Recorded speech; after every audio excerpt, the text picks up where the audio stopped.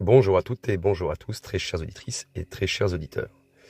Dorénavant, le blabla, je le ferai à la fin de chaque vidéo, car je m'aperçois effectivement que trop de blabla dès le début de la vidéo, ça fait perdre beaucoup de gens finalement qui cliquent sur la vidéo, qui s'aperçoivent que je parle pendant 2 minutes.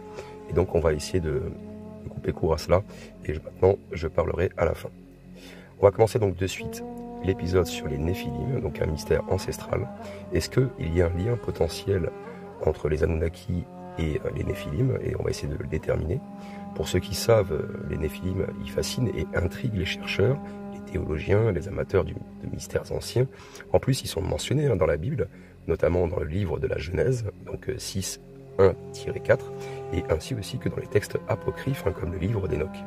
Et donc, ce sont des êtres mythiques qui sont décrits en fait comme des gigantesques descendants des fils de Dieu et des filles des hommes. Mais qui étaient-ils vraiment ? Alors bien sûr, on va poser un peu les bases sur ce sujet qui est quand même très complexe et souvent controversé. Et on va explorer donc différentes interprétations de ces êtres et la question fondamentale qui entoure leur existence. Et sachez que je peux faire des erreurs, donc si vous constatez, si vous entendez des petites bêtises de ma part, n'hésitez pas à mettre sur pause, à me le signaler et à me mettre au moment exact où vous avez entendu la bêtise, comme dans les commentaires, comme ça je pourrai le rectifier. Alors déjà, on va commencer de suite par définir et on va essayer de comprendre un petit peu l'origine du terme Néphilim. Alors le mot Néphilim, ça provient de l'hébreu ancien, qui est sujet en fait à plusieurs interprétations. Certains chercheurs pensent qu'il signifie ceux qui sont tombés, ou les tombés. Alors ça fait référence surtout à une chute de la grâce divine. Il y en a d'autres qui considèrent en fait qu'il signifie les géants, donc en raison des descriptions de leur statue impressionnante dans les textes bibliques bien sûr. Alors ce terme, il est quand même mentionné 3 fois dans l'Ancien Testament. Donc déjà dans la Genèse 6.1-4, je vais vous le citer. Lorsque les hommes commencèrent à se multiplier sur la face de la terre, et que des filles leur furent nées, les fils de Dieu virent que les filles des hommes étaient belles, et ils en prirent pour femmes parmi toutes celles qui la choisirent.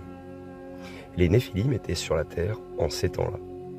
Ensuite, vous avez une autre partie qui est dans la partie 13.32-33, qui dit « Les explorateurs envoyés par Moïse pour reconnaître la terre promise parlent de peuples géants. » Et là, ils disent « Nous avons vu là des Néphilim, descendants d'Anak, qu'ils viennent des Néphilim. Nous étions à nos propres yeux comme des sauterelles, et nous l'étions aussi à leurs yeux. » J'avoue que c'est un petit peu perturbant quand même. Et puis vous avez aussi Ézéchiel 32-27. Certains experts estiment que ce passage fait allusion à des guerriers défunts assimilés aux Néphilim. Et donc ces passages soulèvent de nombreuses interrogations déjà. Qui sont les fils de Dieu, qui sont mentionnés dans la Genèse? Ensuite, les Néphilim étaient-ils des anges déchus, des hybrides humains divins, ou simplement en fait une métaphore de la décadence humaine? Et y a-t-il des preuves historiques ou archéologiques qui corroborent leur existence? Alors ça va nous amener à parler forcément des Néphilim dans les textes apocryphes et des autres traditions.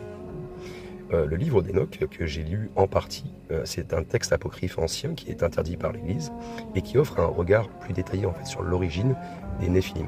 Et selon ce récit, eh bien, il y a un groupe de 200 anges déchus qu'on appelle les veilleurs ou watchers, qui sont dirigés par un certain Sem Jaza et qui descendirent sur terre et prirent des femmes humaines.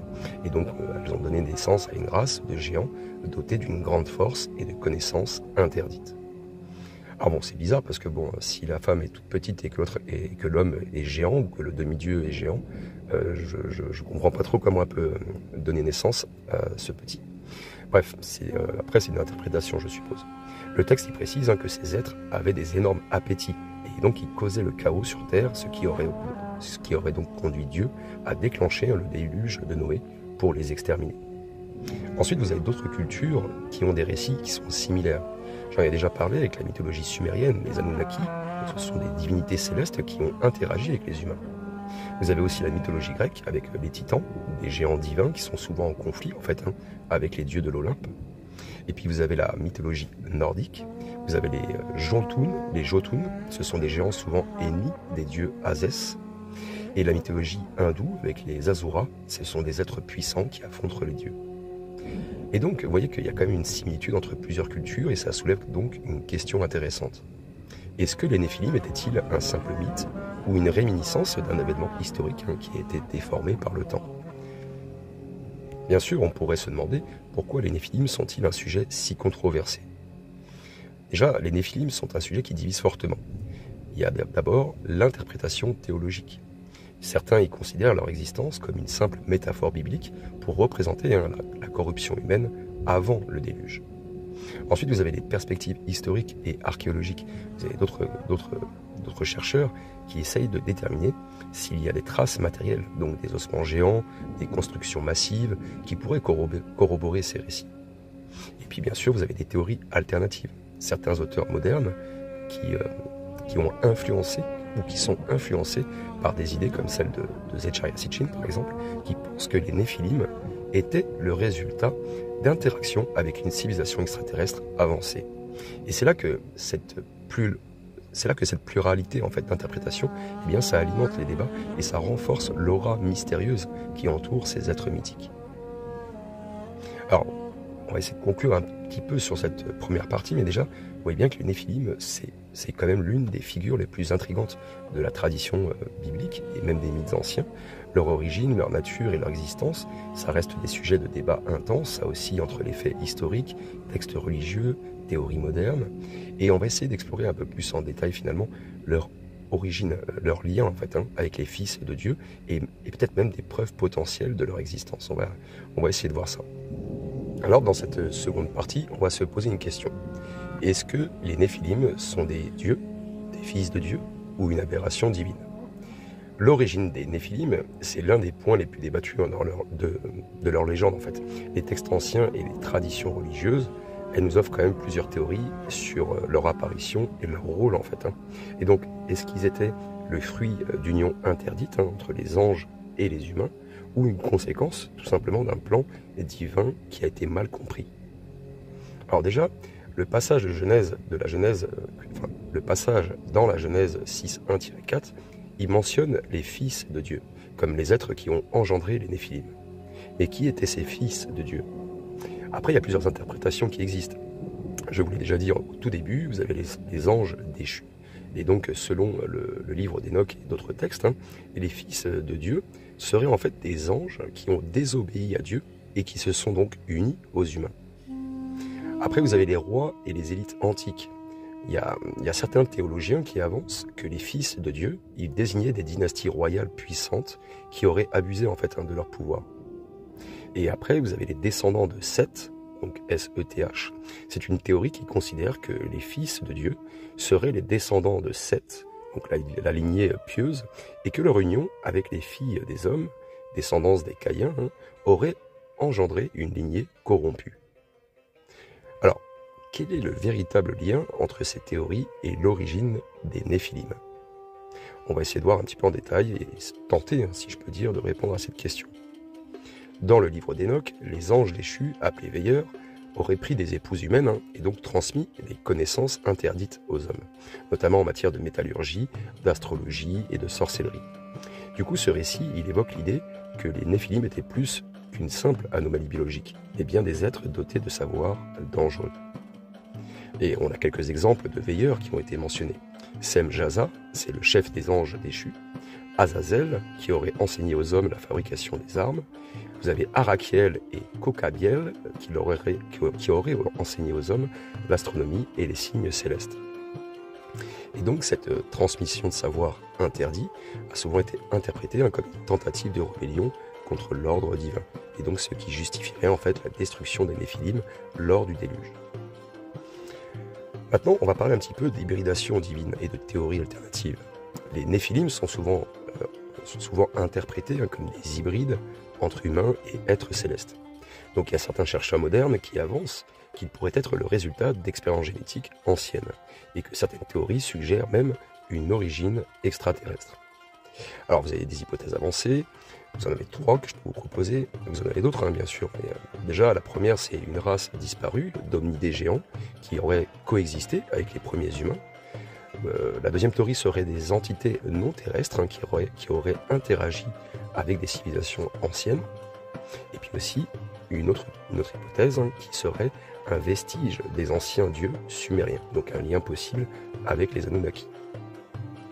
Alors les implications forcément des Néphilim sur la théorie sont vastes, puisque leur existence elle remettrait non seulement en question la séparation stricte entre divinité et humanité, et en plus tout ce que nous on nous a appris à l'école ou à l'église, quoi. Et puis donc notre compréhension du monde. Ensuite, il y a leur rôle aussi dans la corruption du monde. Dans le monde ancien, il y aurait eu pas mal de corruption, ou peut-être même trop, et du coup ça aurait justifié, si vous préférez, le déluge comme un acte de purification divine, quoi. Et après, vous avez leur éventuelle descendance, aussi bien sûr de ces Néphilim, qui posent la question de leur influence dans l'histoire postérieure, quoi. Alors bien sûr, ça rejoint après d'autres théories un peu... Mais bon, j'ai pas envie de me lancer là-dessus. Alors, dans cette partie-ci, vous avez compris, les Néphilim, ils sont décrits comme des êtres hybrides, puissants, potentiellement dangereux, le fruit aussi d'une union interdite entre deux mondes, et qu'ils soient considérés en fait comme de simples métaphores, des entités surnaturelles, ou même des vestiges d'une civilisation avancée, eh bien leur présence dans les textes anciens soulève encore aujourd'hui des questions fondamentales sur les origines et le destin de l'humanité. Et c'est hyper intéressant, je trouve. Dans cette troisième partie, on va essayer de déterminer, je vais y arriver, l'histoire et les preuves des Néphilim à travers le temps. Et en fait, vous allez voir, c'est très intéressant et on apprend pas mal de choses. Donc dans cette troisième partie, on va essayer de voir un petit peu les preuves des Néphilim à travers le temps et puis son histoire, voir si on a déjà des indices. Les Néphilim, en fait, en tant que figures semi-divines ou hybrides, ont laissé forcément une empreinte profonde dans l'histoire, à travers des récits bibliques, des mythes anciens et des découvertes archéologiques. On va essayer d'explorer un petit peu, si je peux dire comme ça, des éléments historiques et matériels qui pourraient confirmer ou infirmer leur existence. Je ne prends pas part sur si c'est vrai ou pas. Le but de cet épisode, c'est de se baser sur des faits scientifiques et non sur une croyance. Même si effectivement certains pourraient dire que la science est une croyance, mais bon, après là on va partir dans un autre sujet. Concernant les textes bibliques et parabibliques, les Néphilim sont mentionnés dans plusieurs textes anciens. Donc ça, je le répète, mais dans la Genèse 6.1-4, il y a le texte fondamental qui les présente comme les descendants des fils de Dieu et des filles des hommes. Dans le livre d'Enoch, ils sont décrits en détail. On peut lire avec détail leur naissance, leur acte destructeur, la fin tragique qu'ils ont eue lors du déluge, etc. Et après, vous avez les livres des jubilés. Donc ça évoque leur corruption de l'humanité et l'enseignement même des pratiques interdites. Vous avez aussi le testament des 12 patriarches qui fait en fait allusion aux Néphilim et à leur rôle dans la décadence des sociétés anciennes. Et vous voyez que dans ces textes, si vous faites quelques recherches, eh bien les Néphilim sont perçus comme des êtres violents, destructeurs et dotés d'un immense savoir. Et du coup ça explique un peu pourquoi ils ont été éradiqués par Dieu. Alors, on va se pencher un peu maintenant sur les Néphilim et les géants des autres civilisations. On va faire des comparaisons avec d'autres cultures. Il y a plusieurs cultures antiques qui évoquent l'existence de géants ou d'êtres semi-divins qui auraient régné sur Terre avant une grande catastrophe.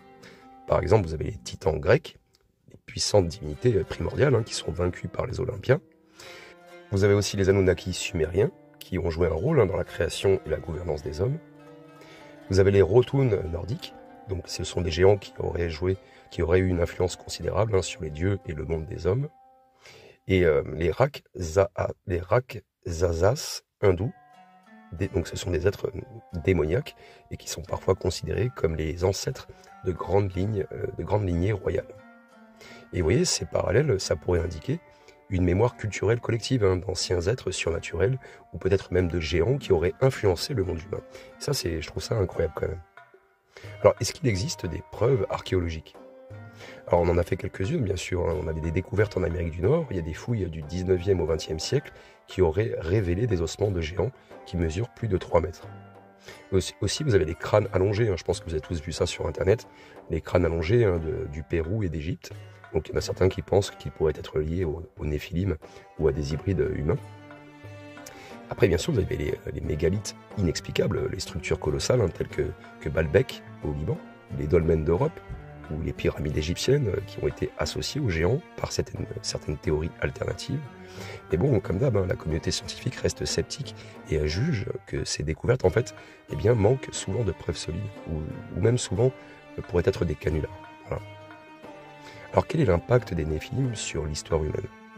Bien sûr, ces légendes ont influencé les croyances médiévales sur les races disparues, les traditions ésotériques et occultes, les associant donc aux lignées royales secrètes. Les théories du complot modernes qu'on a actuellement qui suggèrent qu'ils seraient encore actifs, mais sous une autre forme, et certains auteurs qui avancent que les Néphilim auraient donc transmis un savoir caché aux civilisations antiques et qui influencerait donc la construction de mégastructures et la genèse des religions. Alors, vous avez vu, l'histoire des Néphilim, quand même, ça se mêle à une multitude de traditions et de découvertes archéologiques controversées. Et si leur existence physique, elle reste hypothétique, eh bien, leur impact sur les croyances humaines est indéniable. Ça, on ne peut pas le cacher. Et on va essayer de détailler maintenant dans la prochaine partie la fin des Néphilim, avec le déluge et la disparition mystérieuse. Vous allez voir, c'est passionnant. Donc effectivement, l'un des plus grands mystères qui entourent les Néphilim, c'est leur disparition soudaine de l'histoire. Si ces êtres gigantesques ont véritablement existé, alors pourquoi on ne trouve aucune trace d'eux dans l'ère post-diluvienne? La Bible, et puis même d'autres textes anciens, suggèrent que les Néphilim ont été éradiqués lors du grand déluge, qui est envoyé par Dieu pour purifier la terre. Et donc on va explorer un petit peu différentes théories sur leur disparition, qu'elles soient dues à un châtiment divin ou à des changements climatiques catastrophiques, ou même une disparition volontaire orchestrée par ces êtres eux-mêmes. Ça, c'est une possibilité aussi. Alors, dans la Genèse, donc 6:5-7, il est écrit que la corruption du monde par les Néphilim, les fils de Dieu, enfin les Néphilim et les fils de Dieu, aurait donc poussé Yahvé à provoquer le déluge. Et en fait, ce texte, il décrit une humanité pervertie, où toute pensée des hommes était continuellement mauvaise en fait. Et cette perversion aurait été en grande partie causée par les enseignements interdits des Néphilim et des veilleurs. Et ça a entraîné donc leur éradication dans une catastrophe mondiale. Alors il y a quelques passages bibliques qui sont clés. Je vais essayer de vous les lire. Donc dans la Genèse 6:11-13, il dit « La terre était corrompue devant Dieu et pleine de violence. Dieu regarda la terre, et voici, elle était corrompue, car toute chair avait corrompu sa voie sur la terre. Alors Dieu dit à Noé, « La fin de toute chair est arrêtée par devant moi, car ils ont rempli la terre de violence. » Alors je ne sais pas si c'est exactement comme ça que c'est écrit, mais c'est une petite recherche que j'ai faite m'ont permis d'avoir cette phrase-là. Vous avez aussi dans le livre d'Enoch, donc 10:3-8, il dit « Dieu ordonne aux archanges de châtier les veilleurs et leurs descendants Néphilim en déclenchant un cataclysme. » Donc le déluge aurait donc été une purge divine destinée à éliminer toute trace de leur influence sur l'humanité. Mais la question demeure, tous les Néphilim ont-ils vraiment été éradiqués? Alors, si le déluge était donc censé éliminer les Néphilim, il y en a quand même certains qui mentionnent, il y a quand même certaines mentions postérieures, donc après, qui suggèrent qu'ils n'ont pas tous disparu. Par exemple, dans le livre des Nombres, donc 13:33, ce passage il mentionne la présence de Néphilim dans la terre de Canaan, après le déluge. Et donc ça indique que certains auraient survécu finalement. Les Anakim et les Réphaïm, donc ce sont des peuples de géants qui sont mentionnés dans l'Ancien Testament, ils auraient pu être des descendants des Néphilim. Et aussi, vous avez des mythologies diverses, donc vous avez des récits sur des géants dans différentes civilisations, donc les titans grecs, les Rotuns nordiques, les Rakshasas hindous, qui pourraient être aussi des vestiges culturels de survivants Néphilim. Et donc ces indices, ils alimentent quand même plusieurs hypothèses. Est-ce que certains Néphilim auraient échappé au déluge en se réfugiant dans des régions reculées ou même souterraines? Est-ce que certains Néphilim auraient été exilés dans une autre dimension ou sur une autre planète? Est-ce que leur lignée aurait perduré sous une forme génétique amoindrie chez certains peuples anciens? Tout ça, c'est des questions qu'on peut se poser. Donc la quête de preuves matérielles sur les Néphilim, elle se heurte quand même à de nouveaux obstacles et de nombreux obstacles. Il y a plusieurs chercheurs et même des passionnés qui ont tenté de retrouver des indices archéologiques, mais bon, les preuves elles restent controversées et contestées. Alors il y a quand même quelques éléments à considérer. Nous avons effectivement des squelettes de grande taille qui ont été rapportés dans plusieurs régions du monde, mais beaucoup de ces découvertes sont contestées par la communauté scientifique. Vous avez certains mégalithes et des monuments antiques qui présentent une architecture colossale, et donc qui laissent penser qu'une force titanesque aurait pu participer à leur construction. On pense aux pyramides bien sûr. Et vous avez aussi des légendes autochtones qui font état d'êtres massifs disparus, mais elle reste sujette à interprétation. Donc vous voyez, malgré tous ces points, le manque de preuves concrètes validées par la science freine la reconnaissance officielle de leur existence. Donc c'est très compliqué. Alors, quelle est l'hypothèse de leur retour? Est-ce que les Néphilim pourraient revenir un jour? Il y a certains textes ésotériques et même d'autres interprétations prophétiques qui suggèrent que les Néphilim pourraient revenir dans un avenir lointain. Et donc les théories du complot et certains mouvements ésotériques avancent plusieurs idées à ce sujet. Donc il faut en parler, on parle de tout sur cette chaîne. Déjà la théorie des extraterrestres. Certains considèrent que les Néphilim n'étaient pas d'origine terrestre et donc qu'ils reviendront sous forme d'une espèce évoluée en fait. Vous avez les théories bibliques. Dans les prophéties de la fin des temps, il est dit que des êtres puissants reviendront régner sur la terre et certains associent ces figures aux Néphilim. Vous avez aussi la génétique et la résurgence cachée. Des chercheurs alternatifs spéculent que des traces de leur ADN pourraient encore subsister en fait dans certaines lignées humaines, mais qu'elles sont cachées.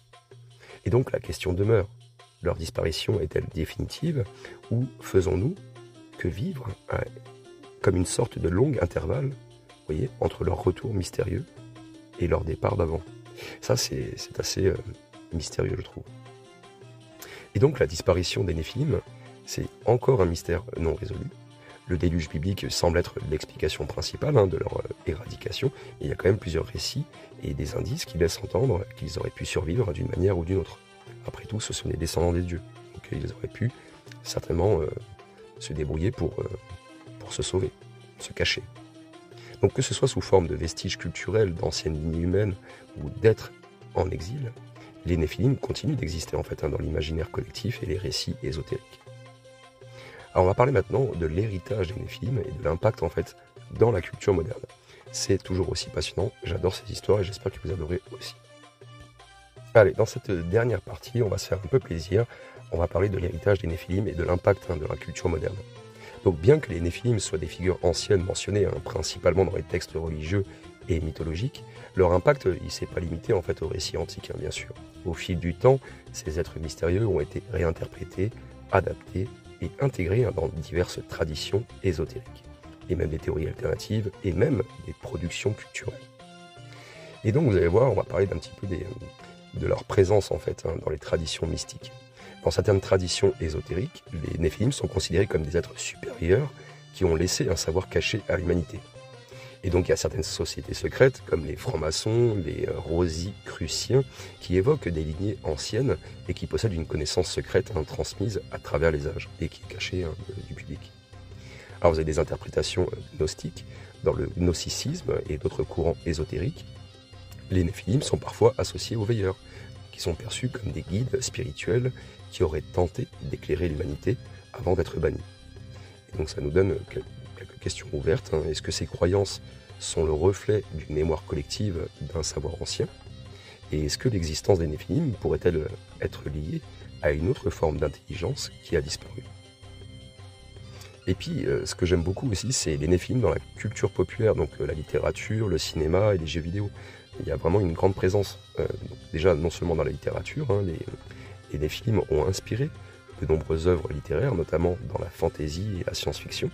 Il y a pas mal de romans que je pourrais citer, la trilogie des Néphilim de Lynn Marzulli, La Cité des Ténèbres de Cassandra Clare, et American God de Neil Gaiman qui évoque des figures inspirées de ces mythes. Vous avez les Néphilim au cinéma et à la télévision. Hollywood, bien sûr, n'a pas tardé à s'approprier le mythe des Néphilim. Et on retrouve bien sûr des références directes ou même indirectes dans des films comme Noé en 2014, où vous avez les Néphilim qui sont représentés comme des géants de pierre, qui sont punis par Dieu. Vous avez Supernatural aussi, qui en fait ils apparaissent à un moment comme des créatures hybrides qui sont dotées de pouvoirs divins. Et Néphilim, donc le projet de film en développement, qui va explorer leur rôle en fait dans l'histoire cachée de l'humanité. Vous avez aussi les Néphilim dans les jeux vidéo, vous avez Diablo, Darksider, Assassin's Creed, bien sûr, je vais pas détailler, vous connaissez. Alors pourquoi donc un tel engouement? Eh bien, de toute façon, on le sait, les Néphilim, c'est quand même un mystère, c'est puissant, et voilà, ça nous fait rêver, ça fait rêver en fait, ça rend fascinant en fait ces histoires, ça nous ouvre pas mal de possibilités sur comment l'humanité a été créée, conçue, comment elle a évolué avec ses mythes, avec ses légendes. Je trouve ça incroyable. Allez, on va essayer de terminer maintenant avec les Néphilim et les théories du complot moderne. Donc il y a bien sûr un lien supposé avec les théories extraterrestres. Donc avec Zecharia Sitchin, je vous ai déjà parlé, qui pense que les Néphilim pourraient être d'origine extraterrestre, selon eux. Donc les fils de Dieu seraient en réalité des êtres venus d'ailleurs qui auraient modifié l'ADN humain. Ils pensent aussi que les traces archéologiques de géants seraient donc des vestiges de leur présence sur Terre, et que certains dirigeants modernes descendraient directement des Néphilim, et donc qui perpétueraient leur influence secrète. Vous avez aussi les théories sur le contrôle mondial, donc le nouvel ordre mondial. D'autres vont encore plus loin, bien sûr, et affirment que des lignées secrètes, donc issues des Néphilim, contrôleraient les gouvernements et les grandes institutions financières du monde. Alors bien que ces théories, bien sûr, soient, si je peux dire, populaires, elles sont souvent critiquées pour leur manque de preuves tangibles et leur tendance à amalgamer différentes traditions mythologiques. Et bon, encore une fois, il faut pas non plus accepter tout ce qu'on nous dit. Il faut aussi faire ses propres recherches. Et des fois, on pourrait être surpris. Bien sûr, les Néphilim ont un impact aussi sur les religions modernes, sur le christianisme par exemple. Dans certaines branches du christianisme évangélique, les Néphilim sont vus comme une preuve de la corruption de l'humanité avant le déluge, et comme un avertissement pour l'avenir. Vous avez d'autres interprétations hindoues qui voient des parallèles entre les Rakshasas et les Néphilim, tandis que certaines sectes néo-païennes, par exemple, adoptent une vision des Néphilim comme des figures de rébellion spirituelle. Donc les Néphilim ne sont pas qu'une simple théorie ou qu'un vestige du passé, si je peux dire. Ils continuent vraiment d'inspirer des œuvres, des croyances, des débats. Et ça prouve que, en fait, leur légende demeure profondément ancrée dans l'imaginaire collectif. Alors, est-ce que c'est un simple mythe, une exagération de la réalité historique ou une vérité oubliée? En fait, peu importe la réponse. Leur héritage, d'après moi, il reste immortel. Voilà. Même après des milliers et des milliers d'années, on en parle encore. Alors, avant de clore cet épisode qui est quand même assez long, je pense, on va quand même faire un bref rappel, en fait, finalement, des chronologies, des lignées divines, en fait, de Anu, donc le Big Boss, jusqu'au Néphilim. Et après, je vous ai réservé une petite surprise à la fin. On va essayer de retracer potentiellement les lignées qui pourraient partir des Néphilim jusqu'à nos jours. Et donc, vous serez surpris des noms des familles que je vais vous annoncer à la fin de l'épisode, qui potentiellement pourraient descendre des Néphilim. Alors, l'histoire des Néphilim, donc, c'est un mystère entre mythologie et réalité historique. Ça, vous l'avez compris. Cette chronologie, elle va chercher juste à retracer en fait leur lignée en partant d'Anu, le Big Boss, le dieu suprême sumérien, jusqu'aux dynasties contemporaines qui pourraient en être les héritiers. Alors, Anu et les dieux sumériens, donc on est à peu près aux alentours de 3000 ans avant Jésus-Christ. Anu, c'est le roi des dieux sumériens. Il est à la tête du panthéon de l'ancienne Mésopotamie. Il est le père des Anunnaki, une caste de divinités chargée de gouverner la terre et d'interagir avec les humains. Parmi ses descendants, on retrouve Enlil et Enki, qui ont joué un rôle majeur dans la transmission des connaissances divines aux hommes. Ensuite, vous avez les Anunnaki et leur descendance terrestre. Donc là, on est à peu près entre 2500 et 2000 ans avant Jésus-Christ. Les Anunnaki, selon les tablettes sumériennes, auraient gouverné la Terre et enseigné diverses sciences aux premiers hommes. Donc certains récits les associent à des relations avec des humains qui ont engendré des lignées mi-divines. Et cette influence est particulièrement visible dans les dynasties royales akkadiennes et babyloniennes, où les souverains revendiquaient souvent une ascendance divine. Puis nous avons les Néphilim dans les textes bibliques, vers 1200 avant Jésus-Christ. Le concept des Néphilim y trouve un écho dans la Bible hébraïque, notamment dans la Genèse 6:1-4, où ils sont décrits comme les enfants des fils de Dieu et des filles des hommes. Donc certains chercheurs voient quand même une correspondance entre les Néphilim et les descendants des Anunnaki. Donc ces héros d'autrefois, si je puis dire, auraient été des géants ou des rois dotés d'une puissance surnaturelle. Puis vous avez les lignées royales antiques. Donc là, on est entre 1000 avant Jésus-Christ et 500 après Jésus-Christ. Vous avez les dynasties mésopotamiennes et égyptiennes, donc les rois de Babylone, d'Assyrie et les pharaons d'Égypte, qui prétendaient souvent être issus des dieux. Et vous avez aussi la mythologie grecque et romaine, vous avez les demi-dieux tels que Hercule, qui avait une ascendance divine et qui rappelle donc les Néphilim. Vous avez aussi les dynasties bibliques, des figures comme Nimrod, le puissant roi de la Genèse, qui sont parfois associés aux Néphilim. Ensuite, vous avez l'héritage des Néphilim dans le Moyen-Âge et la Renaissance. Donc là, on est entre 500 et 1600 après Jésus-Christ. Donc il y a certaines lignées nobles européennes qui ont prétendu descendre des lignées semi-divines ou héroïques. Les métaphores de sang divin ou sang royal dans les monarchies européennes pourraient être des vestiges en fait de ces croyances. Et enfin, les lignées modernes, c'est la question de l'ADN en fait. Donc on est de 1600 à aujourd'hui, en 2025. Vous avez les familles royales européennes, donc certaines lignées comme les Habsbourg ou les Windsor, qui conservent en fait une mythologie familiale qui est liée à des ancêtres quasi divins. Ensuite, on a les lignées méditerranéennes et moyen-orientales, où on a certaines familles anciennes de Mésopotamie et du Proche-Orient qui revendiquent un lien avec les premiers rois babyloniens et sumériens. Et enfin, nous avons l'analyse génétique moderne, et ça fera l'objet d'un nouvel épisode. Je vais quand même préciser encore plus quel potentiel chaînon manquant on aurait. Peut-être qu'on a perdu un chaînon manquant dans notre ADN, un brin d'ADN. Bref, il y a tout un tas d'hypothèses là-dessus, et je ferai un épisode pour clarifier un petit peu tout ça. Donc il y a des études bien sûr sur l'ADN ancien qui permettent de retracer des lignées inhabituelles.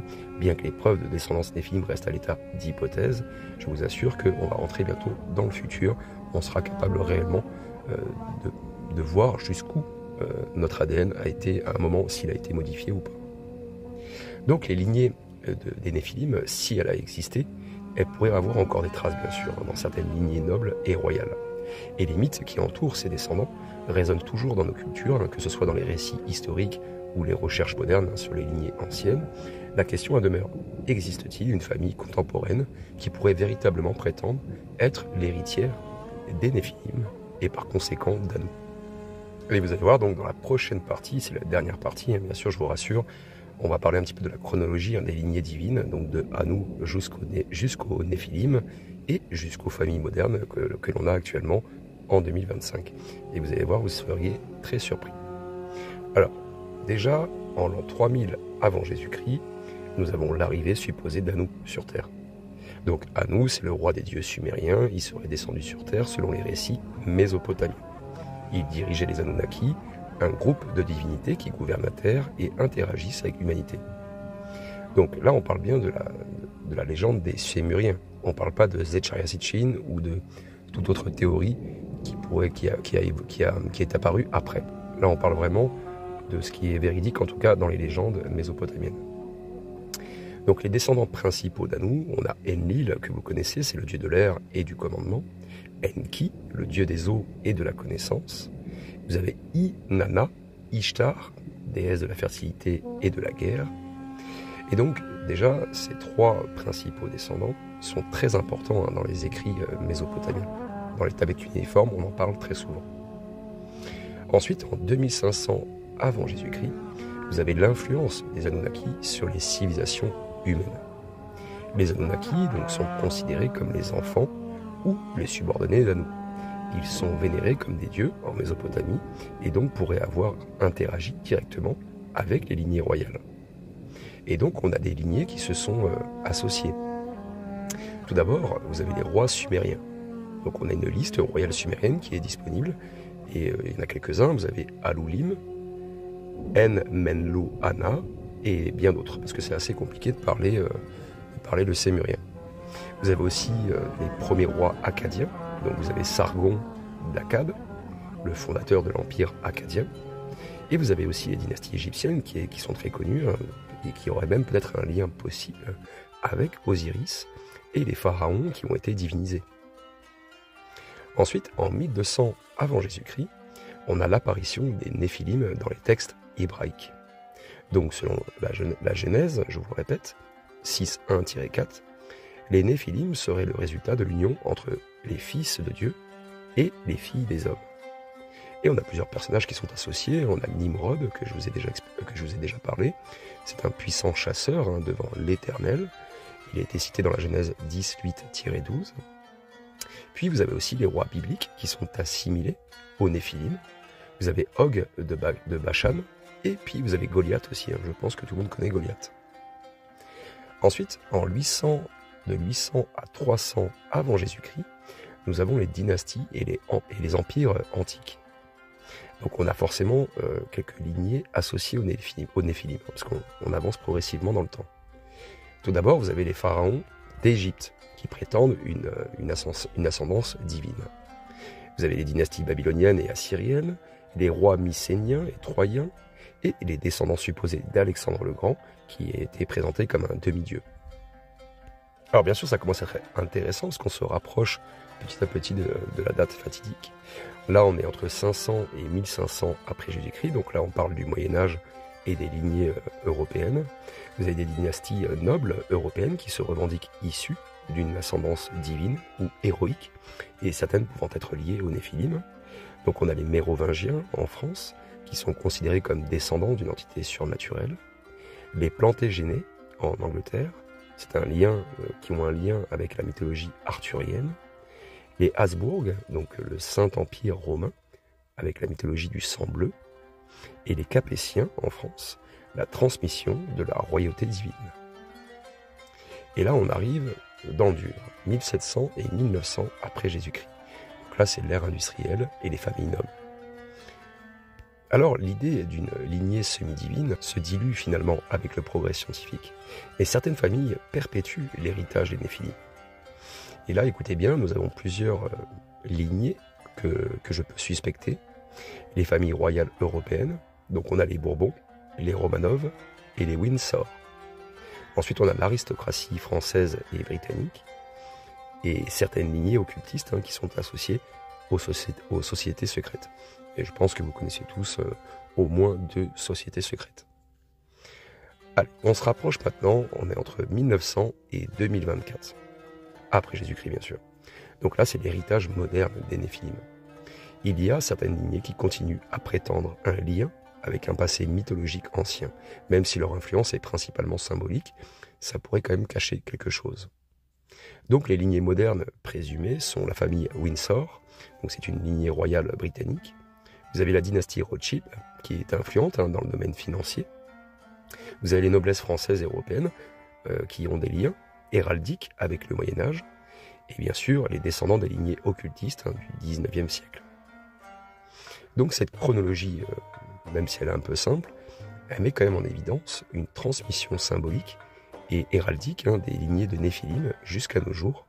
Et si les preuves scientifiques pour l'instant sont insaisissables ou du moins cachées, eh bien l'influence de ces lignées mythiques dans la structure de pouvoir moderne, elle est indéniable de toute façon.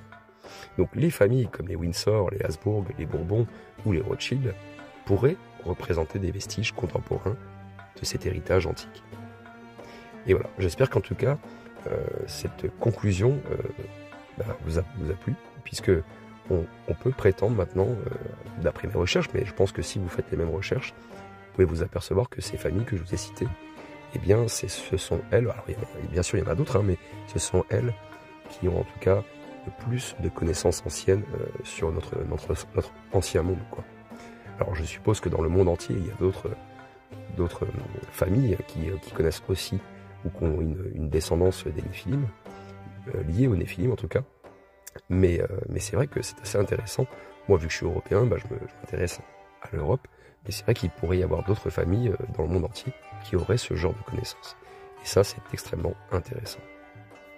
Voilà, on va s'arrêter en tout cas pour cet épisode-là. Je pense que c'est suffisamment long et il y a beaucoup d'informations, ça c'est clair.